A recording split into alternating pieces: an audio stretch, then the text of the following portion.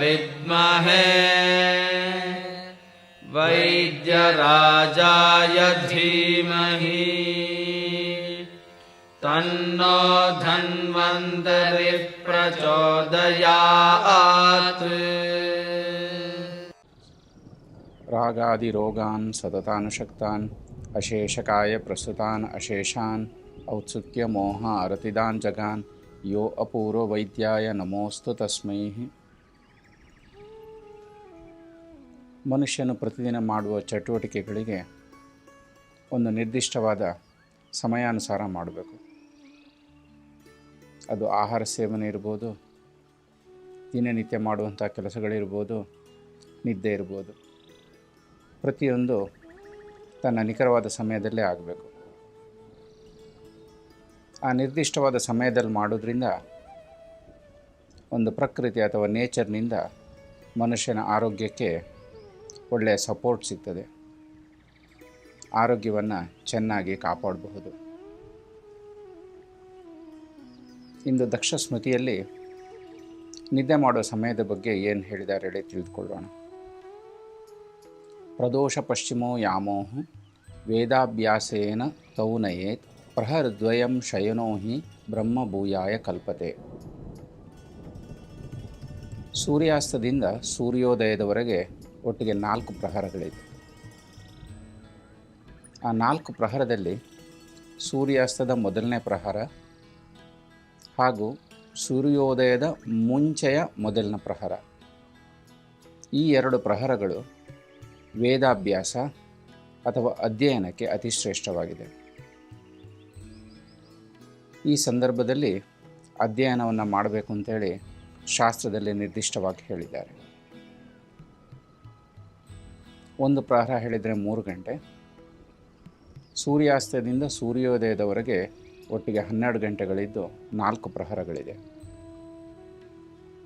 ಆ ಸೂರ್ಯಾಸ್ತದ ಮೊದಲನೇ ಪ್ರಹರ ಹಾಗೂ ಸೂರ್ಯೋದಯದ ಮುಂಚೆ ಮೊದಲನೇ ಪ್ರಹರ, ಈ 2 ಪ್ರಹರಗಳು ಅಧ್ಯಯನಕ್ಕಾಗಿ ಸೀಮಿತವಾಗಿದ್ದರೆ, ಇದರ ನಡುವಿನ ಮಧ್ಯದ 2 ಪ್ರಹರಗಳು ವಿಶ್ರಾಂತಿಗಾಗಿ ಅಥವಾ ನಿದ್ದೆಗಾಗಿ ಮೀಸಲಿಟ್ಟಲಾಗಿದೆ.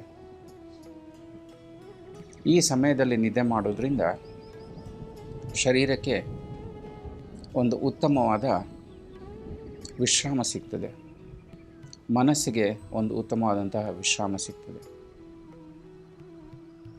ನಿದ್ದೆ ಮಾಡಬೇಕು ಅಂತೇಳಿ ಯಾವುದ್ಯಾವುದೋ ಸಮಯದಲ್ಲಿ ನಿದ್ದೆ ಮಾಡಿದರೆ ನಿದ್ದೆಯ ಪರಿಣಾಮ, ಒಳ್ಳೆಯ ಪರಿಣಾಮ ಆರೋಗ್ಯದ ಮೇಲೆ ಅಥವಾ ಶರೀರದ ಮೇಲೆ ಆಗೋದಿಲ್ಲ. ಅದಕ್ಕಾಗಿಯೇ ಈ ರಾತ್ರಿಯ 2 ಪ್ರಹರಗಳಲ್ಲಿ ನಿದ್ದೆ ಮಾಡಬೇಕು ಅಂತೇಳಿ ಶಾಸ್ತ್ರದಲ್ಲಿ ಸ್ಪಷ್ಟವಾಗಿ ಹೇಳಿದ್ದಾರೆ.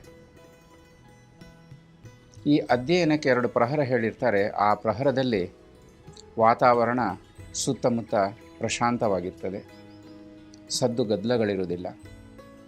ಓದಿರುವಂಥದ್ದು ಚೆನ್ನಾಗಿ ಮನಸ್ಸಿನಲ್ಲಿ ದೃಢವಾಗಿ ಅಚ್ಚಳಿಯದೆ ಉಳಿತದೆ.